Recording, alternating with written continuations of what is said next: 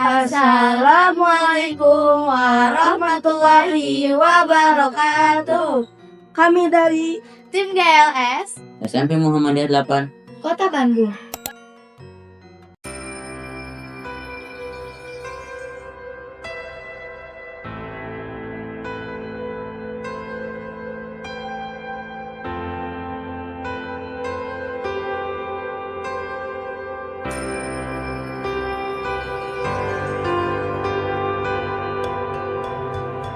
Hong Ulun Basuki Langga.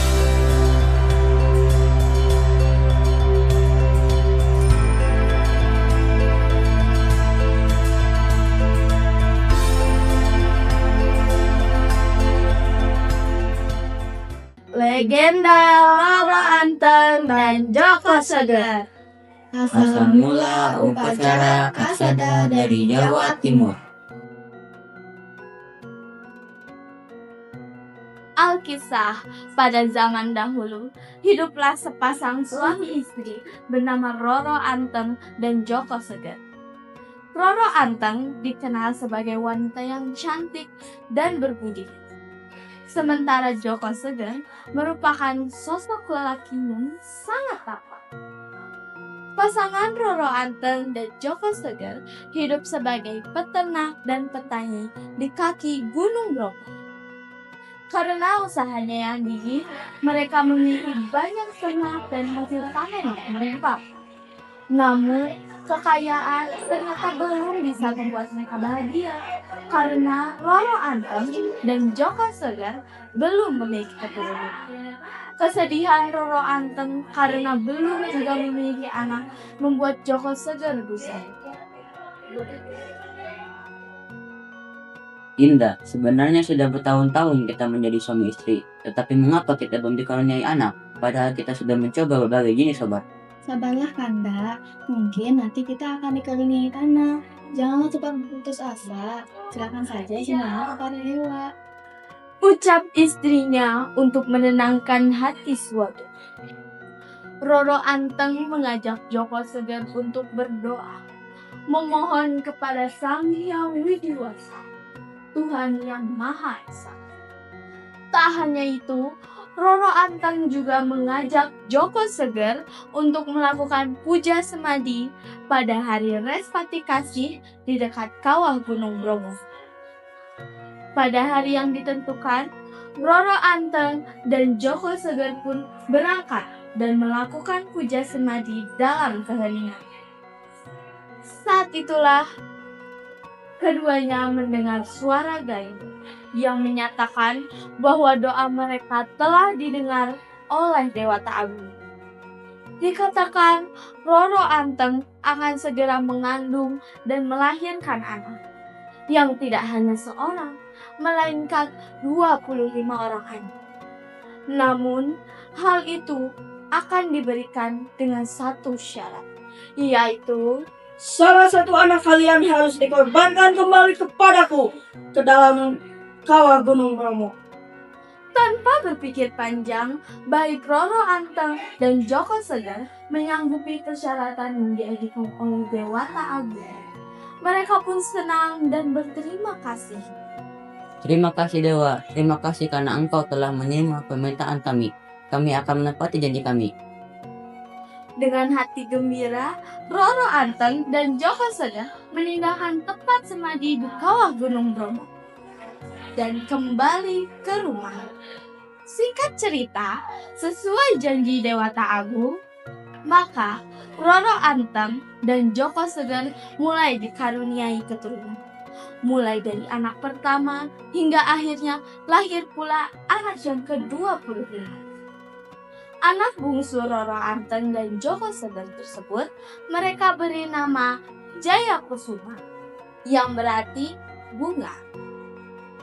Kusuma tak hanya melengkapi kebahagiaan keluarga tersebut, namun juga dikaruniai rupa dan perangai yang menawan.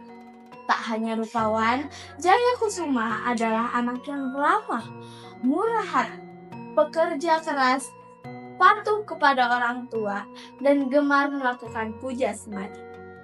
Hal ini membuat Roro Anteng dan Joko Seger sungguh-sungguh menyayangi Jaya Kusuma. Lengkap sudah kehidupan Roro Anteng dan Joko Seger yang tak hanya bergelimang hasil panen dan ternak, namun dikelilingi anak-anak yang sangat mereka sayangi. Karena terlena dalam kebahagiaan, Joko Seger menjadi lupa akan janjinya untuk mempersembahkan salah satu anaknya untuk menjadi sesajen di kawah Gunung Bromo.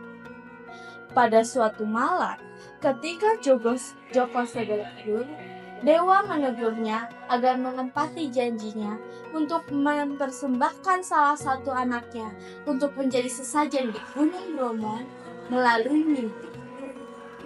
Wahai Joko Seger, tepatilah janjimu untuk mempersembahkan salah satu anakmu untuk menjadi sesajen di Gunung Bromo. Joko Seger pun tersentak kaget dan terbangun. Aduh, bagaimana ini? Siapa di antara putra-putriku yang harus aku persembahkan menjadi sesajen di kawah Gunung Bromo? Aku sangat menyayangi mereka semua. Joko Seger yang masih dalam keadaan gelisah pun melanjutkan tidur. Joko Seger dan istrinya kemudian mengumpulkan anak-anaknya dalam sebuah pertemuan keluarga. Ia menjelaskan janjinya yang pernah ia katakan.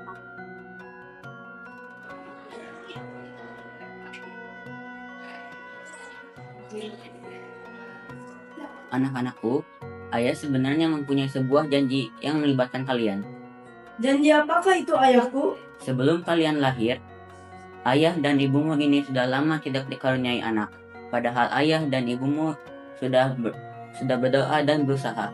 Karena ayah dan ibumu ini tidak juga dikaruniai anak, sehingga ayah berdoa kepada dewa agar mendapatkan anak.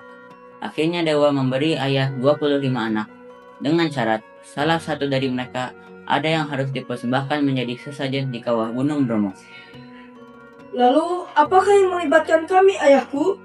Apakah salah satu dari kalian ada yang mau menjadi persembahan di kawah Gunung Bromo? Ayahandaku, apakah ayahanda tega mengorbankan anak ayahanda sendiri? Mengapa ayah berjanji seperti itu? Apakah ayahanda tidak sayang dengan kami? Bukan begitu anakku, aku hanya ingin dikaruniai anak, sehingga ayahmu ini berjanji demi dikaruniai anak. Ayah itu sangat sayang dengan kalian semua. Sebenarnya, ayah tidak tega untuk mempersembahkan salah satu dari kamu semua menjadi sesajen di kawah Gunung Bromo.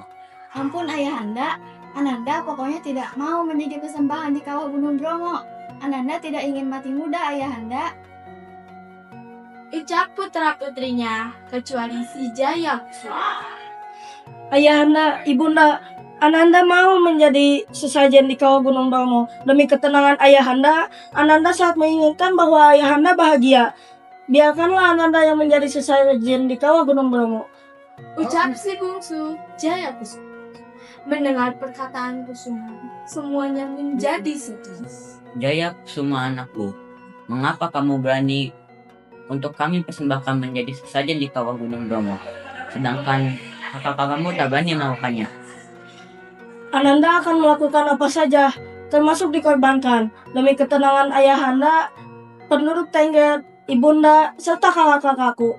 Ananda sangat menginginkan bahwa ayahanda, ibunda itu bahagia. Biarlah Ananda pergi ke kawah Gunung Bromo. Pada hari yang ditentukan, Roro Anteng dan Joko Seger bersama 24 anaknya melepas Jaya Kusuma yang akan pergi ke Gunung Bromo. Jaya Kusuma telah berdandan dengan cara brahmana untuk melaksanakan korban sesaji Jalma Suci.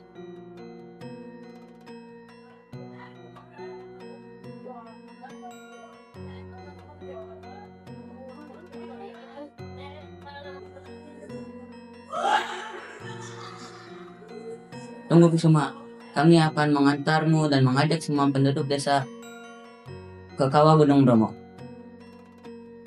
Joko Seger lalu memanggil seluruh penduduk Tengger. Setelah itu, Joko Seger, keluarga, dan para penduduk Tengger siap mengantar Jaya Kusuma ke kawah Gunung Bromo. Sebelum berangkat, Jaya Kusuma menyampaikan pesan kepada rakyat Tengger. Aku akan menceburkan diri ke dalam kawah Gunung Bromo. Kirimkanlah aku hasil ladang pada saat terang bulan, yaitu pada tanggal 14 bulan Kasada. Sesampainya di tepi kawah Gunung Bromo, mereka berdoa dan memohon kepada Sang Yang Widiwasa. Perlahan, kawah Gunung Bromo berubah menjadi tenang dan percikan api yang dikeluarkan pun mulai padam. Di tengah suara dingin dan sunyi tersebut, sebuah cahaya terang datang dan mendekati Kusuma yang perlahan menghilang di tengah kawah Gunung Bromo. Roro Anteng dan Joko Seger bersama penduduk kaget melihat hal itu dan segera melantunkan pujian kepada Sang Yang Widiwasa. Jaya Kusuma telah menceburkan diri ke dalam kawah Gunung Bromo. Tak ada rasa takut yang muncul dari wajahnya. Jaya Kusuma anakku. Seru ayahnya dari atas kawah. Untuk mengenang peristiwa itu, para rakyat Tengger melakukan perintah yang pernah diucapkan Jaya Kusuma saat akan menceburkan diri ke dalam kawah, yaitu mengirimkan hasil ladang pada tanggal ke-14 bulan Kasada dengan menceburkannya ke dalam kawah tempat Kusuma menceburkan diri. Hal ini terus dilakukan sampai sekarang dan menjadi sebuah tradisi yang dilakukan masyarakat Tengger. Tradisi ini kemudian dinamakan Upacara Kasada. Sementara suku kata terakhir dari nama Roro Anteng dan Joko Seger konon menjadi asal-usul nama Suku Tengger. yang kini mendiami wilayah di sekitar Gunung Bromo. Cukup sekian dari kami. Salam literasi. Wassalamualaikum warahmatullahi wabarakatuh.